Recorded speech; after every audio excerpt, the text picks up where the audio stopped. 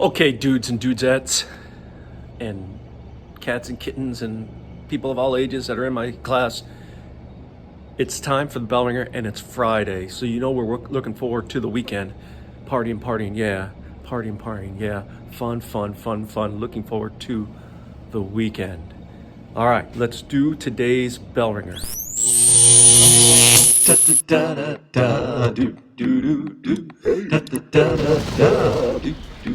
All right. Hey now.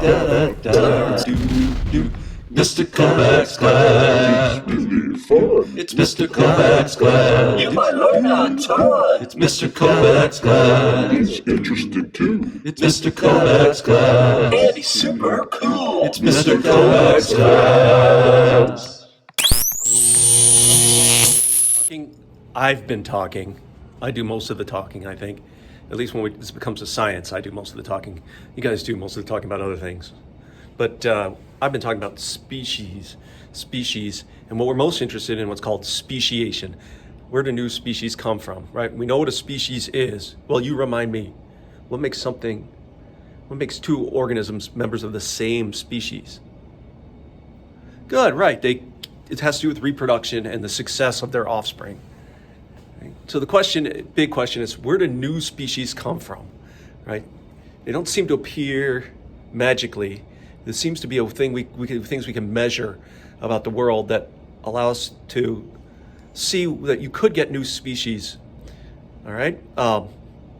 Here, I'm going to give you some examples of species that are fairly new, that have come into existence fairly recently. Let's talk the hawthorn fly. Hawthorn fly has been native to North America for centuries. And then about 400 years ago, Europeans came to North America. And in that time, so the hawthorn fly split into two species. Okay, what caused the split? Well, it was apples, right? Apples are not native to North America. They were imported from Europe. And one thing you know about apples is they bloom in the summer and then ripen in the spring. Okay? Hawthorns bloom in the early spring and ripen in the early summer. For years, hawthorn flies would mate and land on hawthorns, and that's where they'd lay their eggs. Okay, that's where they'd lay their eggs. If hawthorn flies were born too late, they'd look for hawthorns, and it'd be too late. I mean, the hawthorns wouldn't be there. They would have already fallen off the tree. No place to lay their eggs until apples arrived. Then the late blooming kind of hawthorn flies started to lay their eggs on apples, right? 400 years passed. Now we have two different species of fly that look very similar, but are separated. They're reproductively isolated, mostly just because of the time in which they are born. If they're born in the early summer, they probably lay their eggs on hawthorns. If they're born in late summer, they lay their eggs on apples. And now both these populations never overlap with each other. They have a new species. Another good example is MRSA. MRSA is 35 years ago, there was no MRSA. MRSA is new. It's brand new. It's a bacterium. Right? 35 years ago, the ancestors, the old species of MRSA, could be easily destroyed by antibiotics. Nowadays, MRSA exists as this species of bacteria that can't be harmed by antibiotics. How did that happen? Well, when you think about it, it's going to make sense, right? Like, antibiotics work great, but if they kill about 90% of the bacteria. So if you had like 10 bacteria, they would kill 9 out of 10. Who didn't it kill? The one bacteria that was hardest to kill, right? So when you take antibiotics, you try to like hammer the bacteria every day until you kill them all.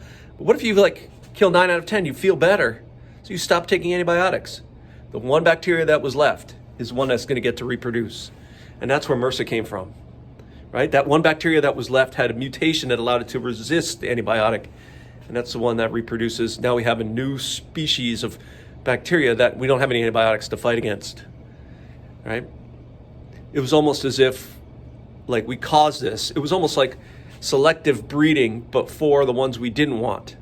One of my favorite time examples of speciation was done in the lab.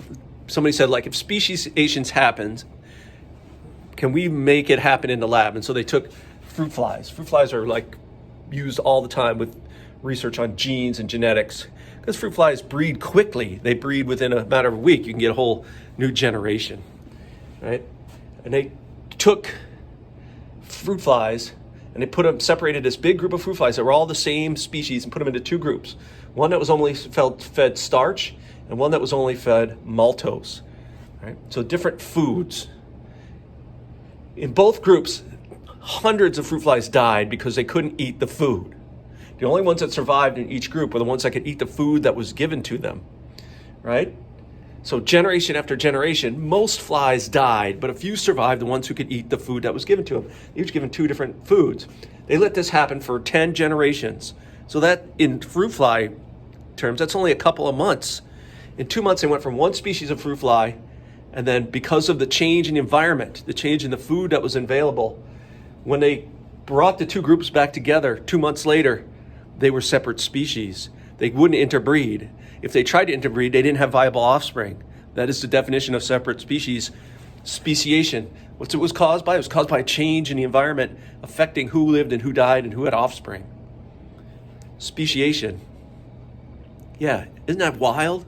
Anyway, it's Friday, and yeah, you know what's coming up out there. We've got, our next test is going to be next week. No, I'm sorry, 3 weeks from now, but it's really only 2 weeks from now because you got a break in there.